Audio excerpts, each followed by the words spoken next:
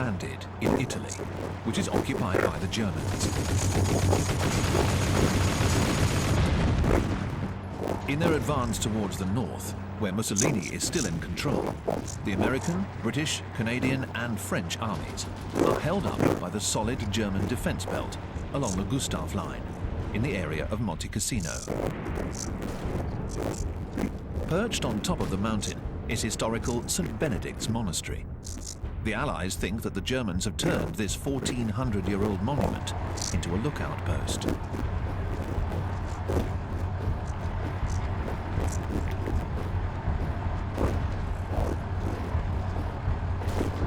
More than 200 Allied bombers will drop over 500 tons of bombs on the monastery. In World War II, nothing is sacred. It turns everything into an inferno.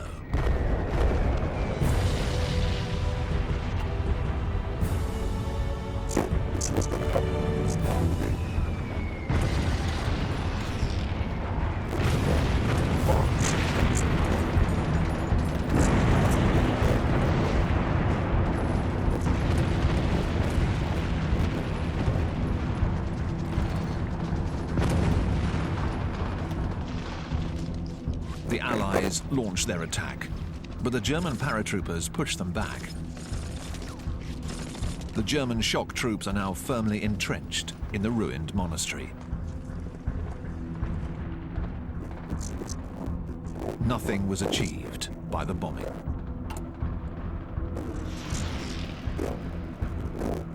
These scenes were filmed by the American director John Huston, who was sent to this front in Italy.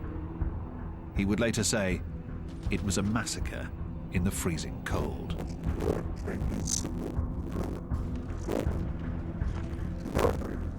And yet Churchill had called Italy the soft underbelly of Europe. By moving in from the south via Italy, Churchill's aim was to take Berlin before the Russians could. The Red Army continues to advance steadily from the east. Kiev is liberated. The German Wehrmacht army pulls out of the Ukraine, obeying Hitler's orders to systematically destroy everything.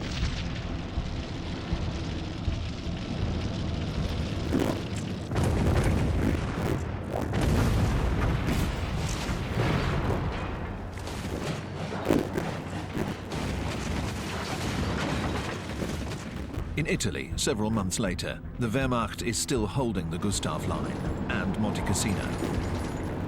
The French general, Juin, proposes to surprise the Germans, who have left those slopes, thought to be too steep, undefended.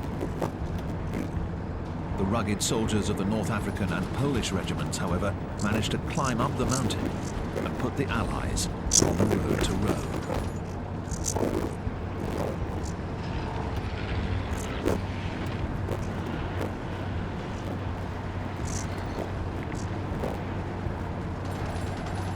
As the Wehrmacht retreats, it once again leaves a path of destruction behind it. But together with Mussolini and his remaining fascists, the Germans will retain control of northern Italy and its industries. They are the target of attacks by Italian partisans, and they retaliate with indiscriminate violence. At the same time, in southern England, the Allied war machine assembled for the Normandy landings is gearing up. On the evening of the 5th of June, the paratroopers get ready to leave, decked out in their Indian-style war paint and haircut to make themselves feel brave. The Supreme Commander of the Allied forces, General Eisenhower, comes to tell them, "You are about to embark upon the Great Crusade." The plan is to land on 5 beaches along a 100-kilometer stretch of the Normandy coast, from the Seine to the Cotentin Peninsula, where the German Atlantic Wall defenses are the weakest. At midnight on June the 5th, British gliders and Dakotas full of British, American and Canadian paratroopers slip silently inland over the Normandy region.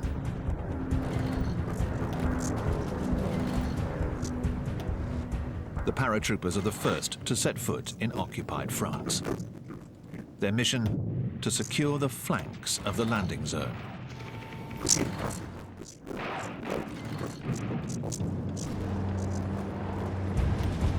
The Allied fleet is on its way. It is the biggest armada ever assembled. Nearly 5,000 landing ships and assault craft. Yet it is not detected by the Germans, who are prevented from carrying out reconnaissance flights by the stormy weather. Bombardment and shelling from the battleships pound the coast, but completely miss their targets on the beach codenamed Omaha. The German bunkers remain intact.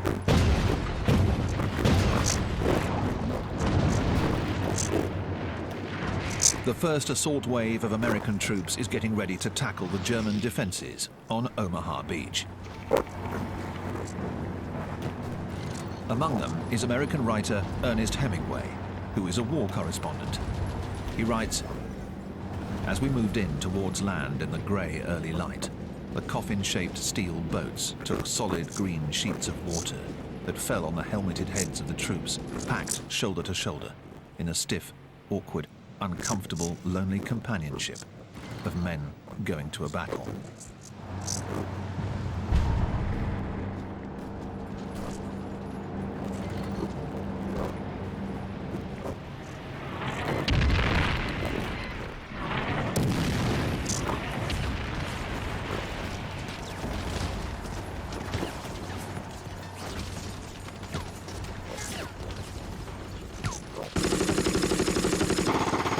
Another war reporter, the photographer Robert Capa, is also caught up in this inferno. He says, "It was the ugliest beach in the whole world. Exhausted from the water and the fear, we lay flat on a small strip of wet sand. Over 2,000 American soldiers will lose their lives here.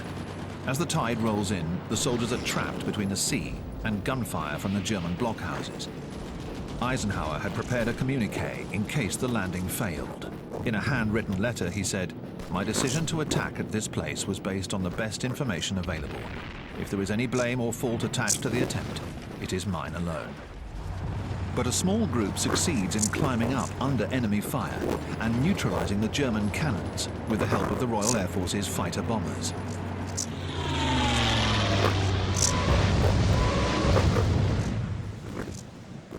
In the meantime, the Canadian troops have landed on Juno Beach.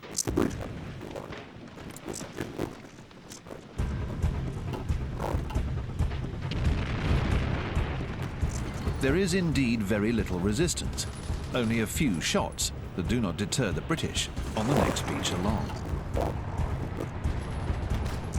The few German defenders who survive the bombardments finally surrender.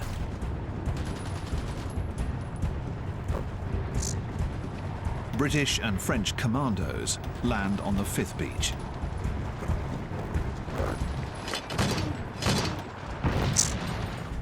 The Allies plan to land 326,000 men. In just 1 week, a daily average of 10,000 men, 3,200 vehicles, and 15,000 tons of supplies are ferried across. In order to accomplish this, a harbour is needed. But the Allies decided to stay away from the big ports, which were too well defended, and to land on the beaches of Normandy. Instead, they brought their harbours with them, gigantic construction kits called mulberries. 146 concrete caissons, 61 meters long and weighing 6,000 tons, were assembled to create breakwaters and piers, where the Liberty ships, as they were called, could unload their cargo. American shipyards had turned out one of these ships every day. In less than 3 years, the war industry has turned the United States into a superpower. The country has mobilized more than 11 million men. Its armies are now in France, Italy, North Africa, and Asia. The power of the United States is such that just a few days after the Normandy landings in Europe, it's able to assemble a second fleet on the other side of the world, in the Pacific, in order to attack the Mariana Islands, which are under Japanese control.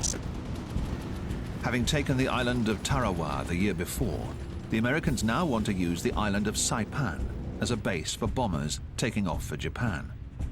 Some 127,500 troops, 2/3 of them Marines, prepare for combat. 15 aircraft carriers and 900 planes will crush the Japanese Air Force in an air battle which will come to be known as the Great Marianas Turkey Shoot.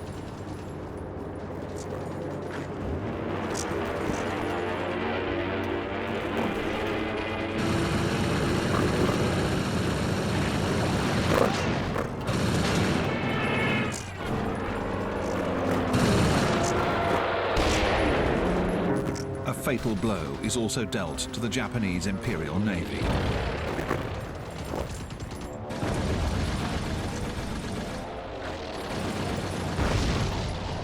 After which Japan's defences in Saipan are battered. But when the Marines land on this tiny island, which is only 9 kilometers wide, one of the bloodiest battles of the war begins.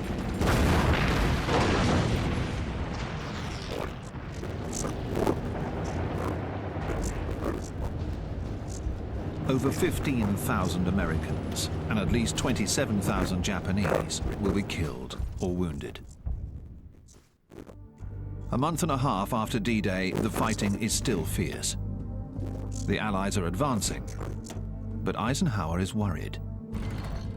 Hitler is determined to contain the Allies in Normandy in order to protect the launch ramps for his weapon of terror, the V1, which he fires at London from northern France. It is the first cruise missile ever to be used. The V1 is a flying bomb with a pulse jet engine and a 1-ton explosive warhead. This small, swift, pilotless aircraft is difficult to intercept and shoot down. The British call them buzz bombs because they make a motorcycle noise that alerts Londoners to their arrival.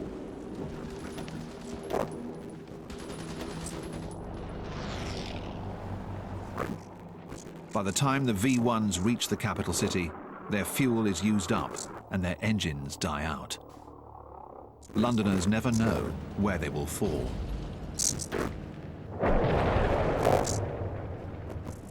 Nearly 20,000 of these missiles were launched against England and continental Europe, killing 11,000 people. But even under these conditions, the British retain their pluck and their composure.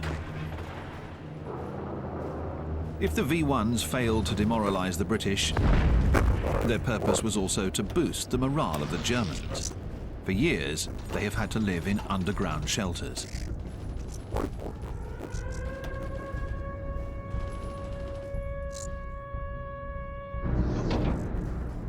American bombers by day and British bombers by night demolish Germany's cities under a carpet of bombs. American planes dropped 1.4 million tons of bombs. Allied bombing led to around 600,000 casualties, 7 million homeless. Such is the outcome of the strategic bombing campaign, whose purpose is to destroy the industrial and human potential behind Germany's wartime effort. In the Führer's headquarters, the Wolf's Lair, beneath the obligatory smiles, many of Hitler's officers are deeply troubled, especially those from the old Prussian military aristocracy.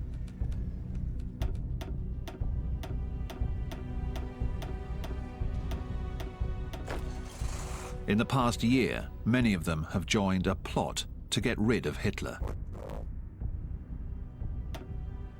One of these officers, Colonel Count Klaus von Stauffenberg, places a bomb under Hitler's desk during a conference in the Wolf's Lair.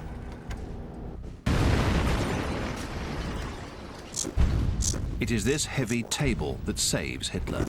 It deflects the blast that would eventually kill 4 men and wound 20 others. Of the failed assassination attempt, Hitler says, "Having now escaped death, I am more than ever convinced that the great cause which I served will be brought through its present perils, and that everything can be brought to a good end." Hitler is only slightly injured, a bruised arm, his eardrums punctured, his hair singed. But the incident deeply traumatizes him, affecting his mental state, intensifying his cruelty and his paranoia. He unleashes his revenge. The main conspirators are tried, 5,000 suspects are arrested, 200 of them executed, and their families deported. He has no second thoughts about executing his marshals. Because he agreed to replace Hitler at the head of the army, Rommel is forced to commit suicide.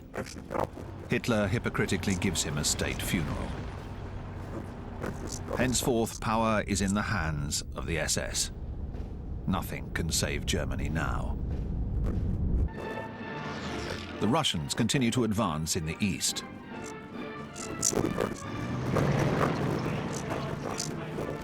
The Great Patriotic War, as they call it, has taken a new turn for them.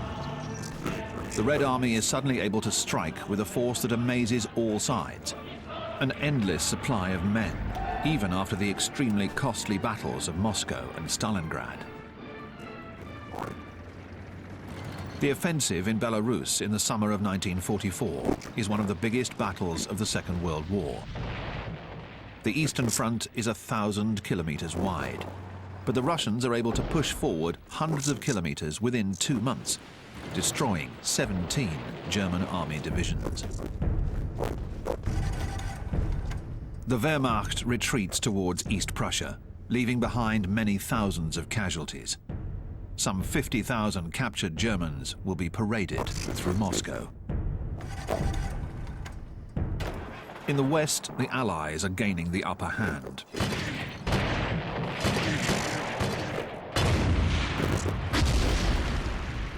For the Wehrmacht, the situation is deteriorating. 50,000 German soldiers are taken prisoner in the Falaise pocket, or as the Germans call it, Stalingrad in Normandy. It is a much-needed victory for the Allies.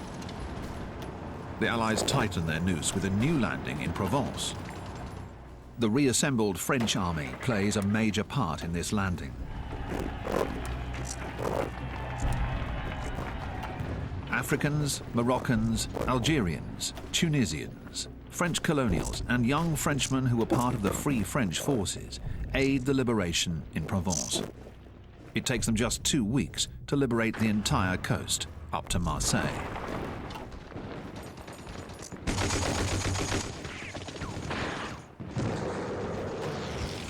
The resistance movement comes out of the shadows and participates in the liberation, as it will do in Paris. Paris rises up. Barricades are erected across the city.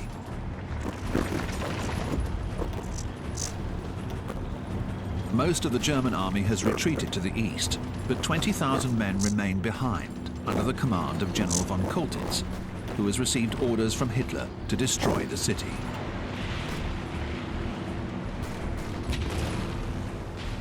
Violent fighting breaks out. On the 4th day of the insurrection, a French unit, General Leclerc's 2nd Armored Division, arrives from Normandy, and the capital is finally liberated the next morning.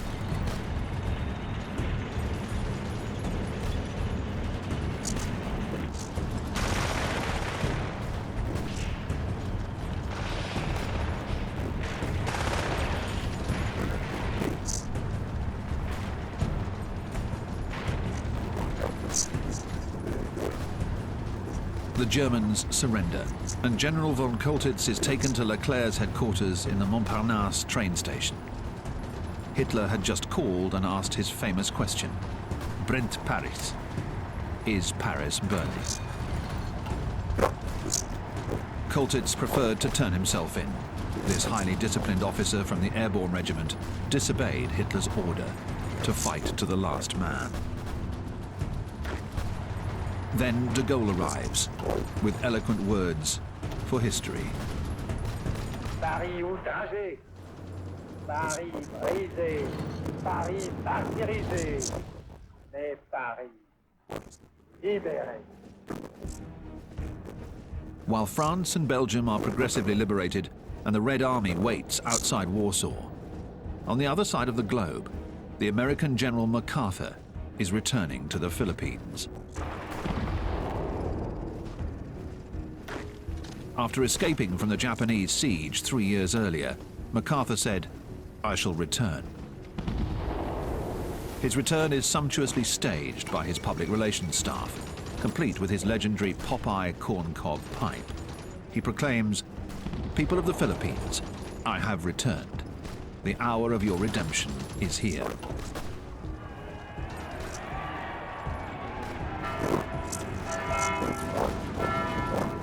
But it will take 4 months to liberate the Philippines. Manila, the capital, will be the second most devastated city of the war, after Warsaw.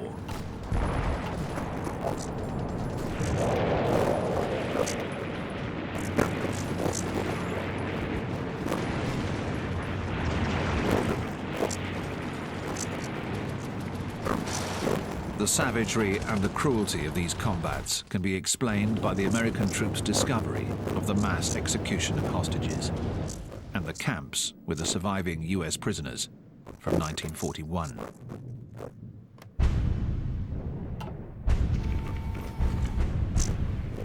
Everywhere in the Pacific, the war is marked by this type of savagery.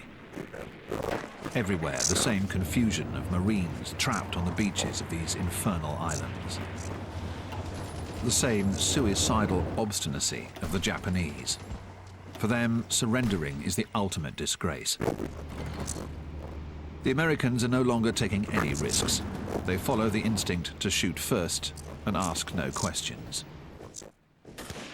Along with imperialism, another underlying cause of World War II is racism.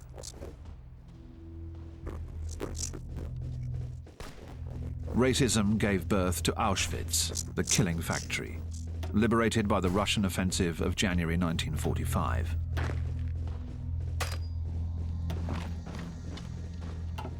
Hatred of the Jews, exterminating them, was, as Hitler wrote in Mein Kampf, his mission.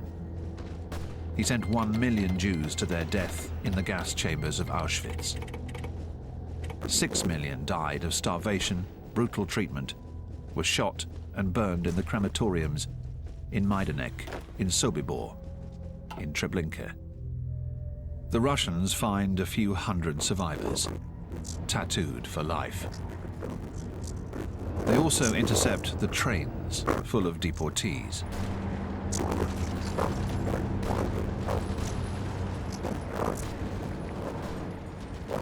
The Nazis continue to give priority to these death trains, even over the munitions convoys.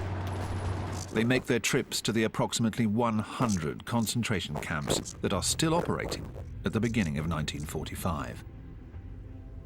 Millions of Jews, political activists, opponents, Christians, homosexuals, gypsies have been deported to these camps, and 5 million of them have died of hunger, abuse, and exhaustion. Like the slaves in the Dora Tunnel, the underground factory where the Nazis are assembling another secret weapon, the V2. The first ballistic missile, with a 1-ton explosive warhead that has a range of 300 kilometers. From the German coast, 1,500 of them are launched against London and 2,000 against Belgium, adding to the devastation and the civilian casualties. The Allies' greatest fear is that it might one day carry a nuclear charge.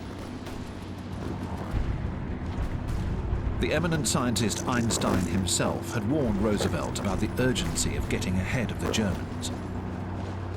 Huge funds were provided, and a team of scientists secretly went to work on the first atomic bomb. A bomb that uses a metal, uranium, that makes it possible to split the atom. It is expected to have the power of 20,000 tons of TNT, more than 2,000 times more powerful than the largest bomb used to date, in addition to lethal radioactive fallout. The designated target was Berlin. But this first atomic bomb will not be finished in time for Germany. In Germany, are there any factories still standing that will be capable of producing such a weapon? Even synthetic fuel is becoming scarce. The carpet bombing, carried out day and night by the Allies, continues to devastate German cities.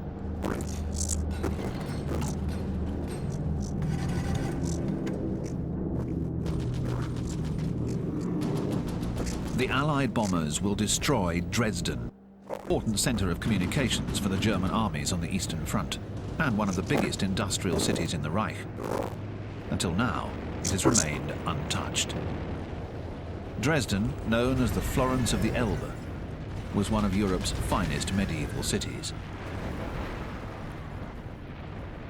Phosphorus bombs create a fire typhoon in which an estimated 25,000 people are burned to death. The city continues to blaze for 7 days. Churchill had said, "We will make the German people taste and gulp a sharper dose of the miseries they have showered upon mankind." Their cities are dying, and now Goebbels and the Nazis want to send all Germans from 16 to 60 years old to their deaths as part of the Volkssturm, the People's Militia. They shout, "I vow to fight courageously for my homeland. Swear to die for Adolf Hitler." Hitler says there must not be any weakening of Germany. His generals, those who survived the massive purge following the July 20th assassination attempt, no longer dared to oppose the Führer. They obeyed his order, which seemed absurd, to launch an attack in the west, in the Ardennes, during winter. They would have preferred to devote all of their efforts to fighting the Russians. Hitler was hoping to recapture the port of Antwerp in order to stop the Allies from unloading their equipment, which would enable them to move into Germany.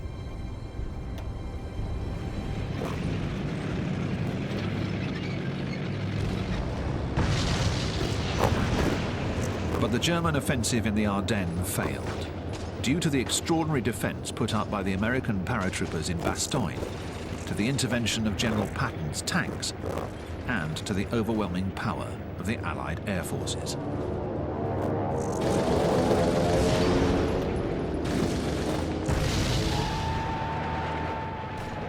As for the Russians in the east, they are crossing the German border.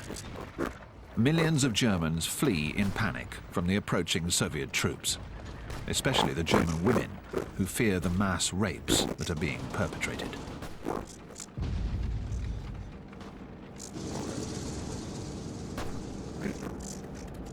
There is no dissension between the Western Allies and the Russians. Moreover, in Churchill's mind, the problem with Germany is practically over. He is now thinking about how to divide up the occupation zones. He and Roosevelt meet in the Crimea for an important conference with Stalin.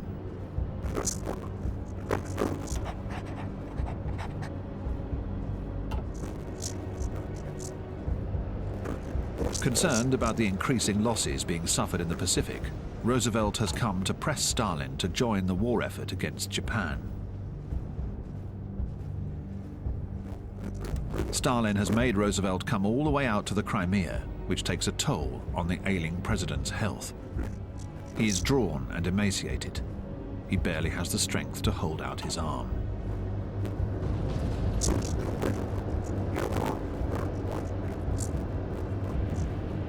Roosevelt smokes cigarette after cigarette. He is very frail. He will pass away a few weeks later. His main priority is Japan. At the same time, he does not have the strength to oppose Stalin, who liberates but also occupies the Baltic states, Romania, Bulgaria, Hungary, Poland, Silesia, and Prussia. And there is no way to make him leave. The only one who tries to negotiate is Churchill. Finally, he gets Stalin to promise to hold free elections in Poland, a promise that will never be kept, and to give up Greece, which will lead to civil war. The Greek communist partisans will rise up, and Stalin will let them be massacred. One of the goals of this conference is the founding of the Organization of the United Nations, which will soon be convened in San Francisco. The UN's mission will be to seek a peaceful settlement for all disputes, and to protect human rights. This picture heralds the beginning of the Cold War.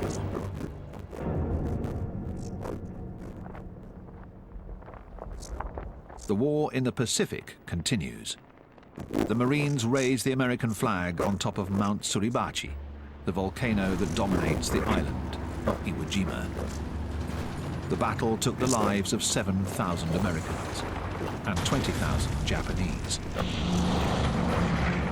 It is now possible for the Boeing B-29 Superfortress bombers, taking off from Iwo Jima and other islands in the Pacific, to reach Japan.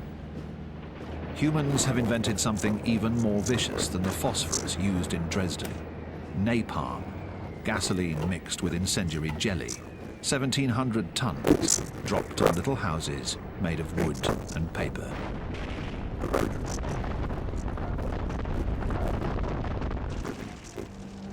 The Japanese are victims of their fanatical military leaders who plunged them into this inferno and who wanted to pursue the war, in spite of the 80,000 victims and the 1 million homeless from this air raid over Tokyo.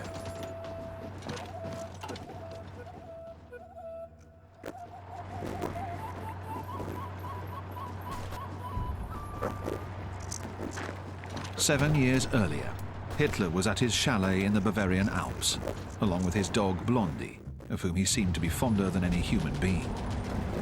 He predicted, "The next war will not end like the First World War. There will be no 11th of November. It will be either victory or annihilation." Perhaps this vertiginous feeling of all or nothing is what kept him from marrying his mistress, Eva Braun. He said, "I'm already married to Germany." His Germany is on the verge of collapse. The Soviet forces have surrounded Berlin. But Hitler refuses to admit defeat. He says it will be the opposite of Stalingrad.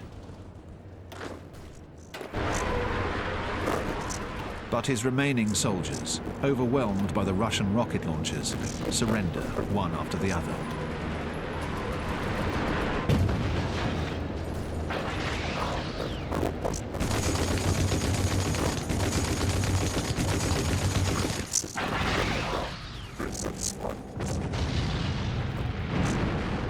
Beneath the ruins of the Chancellery in his underground bunker, Hitler rants and raves and maneuvers his imaginary armies.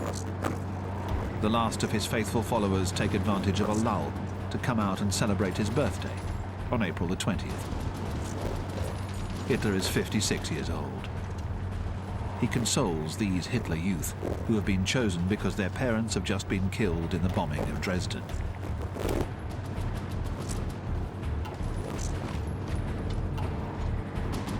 As the Americans advance westward, they capture thousands of these Hitler youth sent to the front to replace the soldiers who've been killed. The Americans can hardly believe their eyes. These boy soldiers are afraid of nothing. They have undergone years of brainwashing. Hatred and racism have been indoctrinated into them. The old men in the Volkssturm, who are also captured, have no words of comfort for them.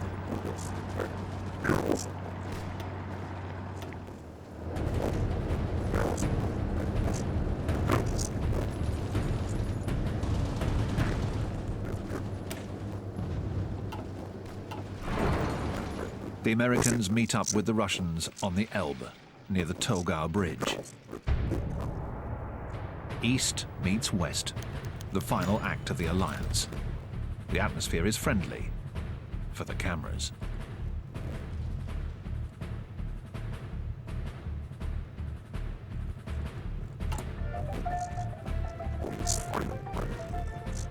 Stalin's portrait is superbly displayed, but Roosevelt's is draped in black mourning crepe. He died on April the 12th. One of America's most renowned generals, George S. Patton, is furious. He thinks the Americans should have entered Berlin before the Russians.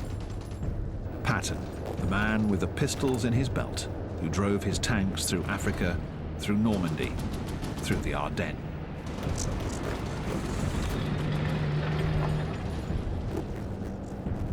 He says to Eisenhower, "The Ninth Army is 60 miles from Berlin. Not to go all the way there is a historic error whose consequences will be very grave." Eisenhower says nothing. The only thing that matters to him is to eliminate Hitler and the Nazis. A few days earlier, Patton had called him up urgently, wanting him to witness the horrors of the concentration camp at Buchenwald. Eisenhower had the inhabitants of the nearby city of Weimar taken there in trucks so that they could no longer say they did not know, in order to show them that such things did exist, so that they would be able to testify in Germany. To say that they had seen the tattoos collected from the corpses of the deported. The lampshades made of human skin. The shrunken head paperweights.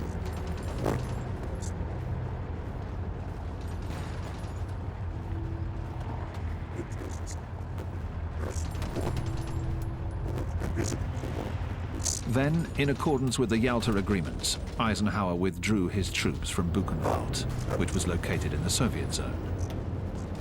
Stalin immediately puts the camp back to work. it will become part of his prison system, where people suspected of hostility towards his regime will be imprisoned. In Berlin, the Russians are 300 meters away from the Führer's bunker.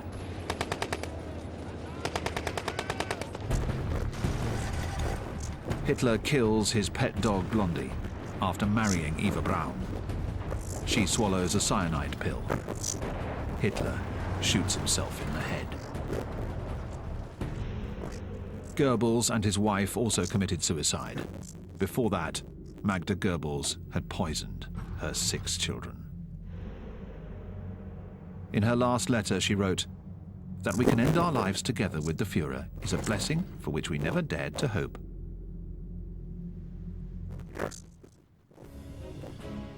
The Soviets will raise their red flag over the Reichstag. The main Nazi leaders will be captured. Like Goering, one of Hitler's most diabolical accomplices. In Italy, Mussolini is executed by partisans, and his body is lynched by the crowd.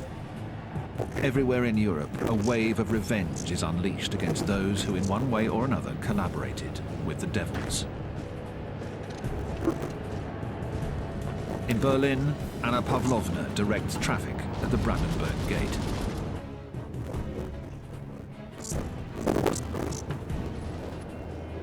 To defeat Nazi Germany, Russia paid a very high price. 20 million civilians and soldiers were killed. Nearly 15% of the population of the Soviet Union.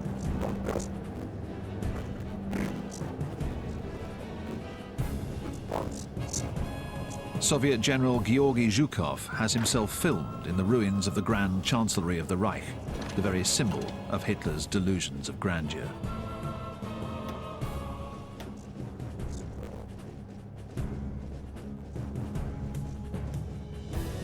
And finally, in Hitler's office, with the famous globe that Charlie Chaplin parodied in his movie The Great Dictator.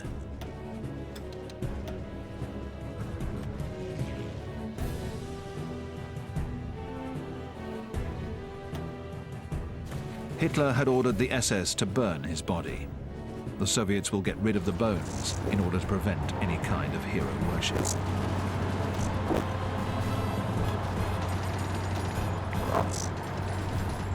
Wehrmacht commander Marshal Keitel signs the unconditional surrender of Nazi Germany in front of General Zhukov, his mortal enemy, and the Allied officers. The British Air Marshal Tedder, the American General Spaatz, and the French General, de Lache de Tassigny. Keitel will later be tried at the International Nuremberg trials. He will be hanged, like many other war criminals.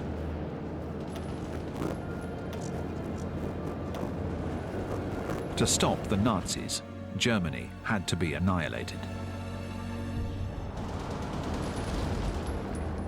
Will it also be necessary to annihilate Japan?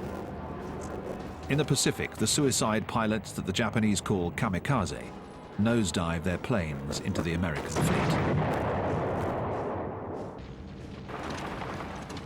Clutching onto their power, the military chiefs in Tokyo sacrifice what remains of their country's youth and their aircraft in order to prevent the Americans from landing in Japan.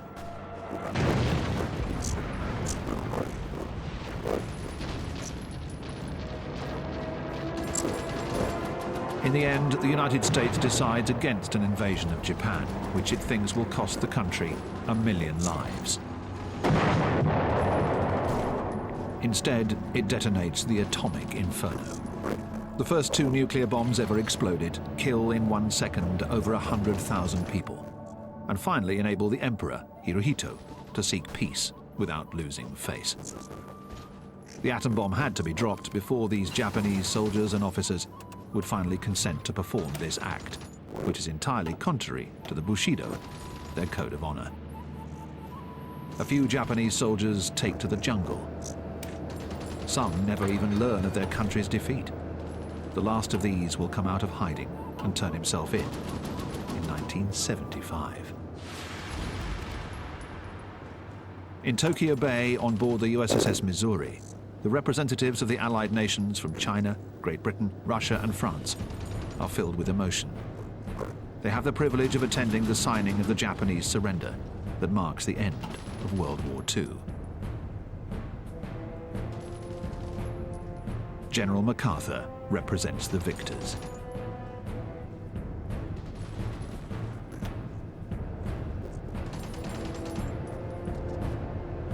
The Japanese Minister of Foreign Affairs, in a top hat, who walks with a limp, having lost a leg in a bomb attack in China, will sign on behalf of the Emperor, with whom he had met the day before. He had told him, "We must make of this day of mourning the first day of the birth of a new Japan. In that way, we can go to the ceremony with our heads held high."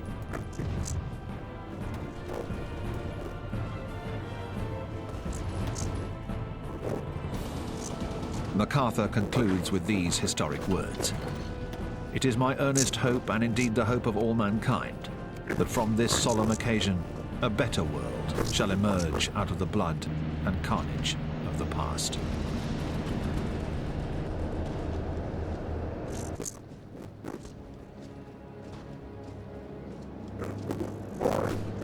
This war took the lives of some 50 million people, most of them innocent civilians, in an outbreak of pure violence.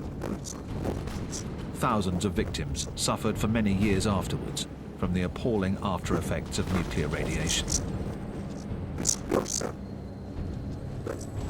or from the terrible loss of parents or children exterminated in the Nazi camps. This series is dedicated to the victims of all forms of totalitarianism. Let us be grateful to the cameramen, the unarmed heroes who recorded these combats for posterity.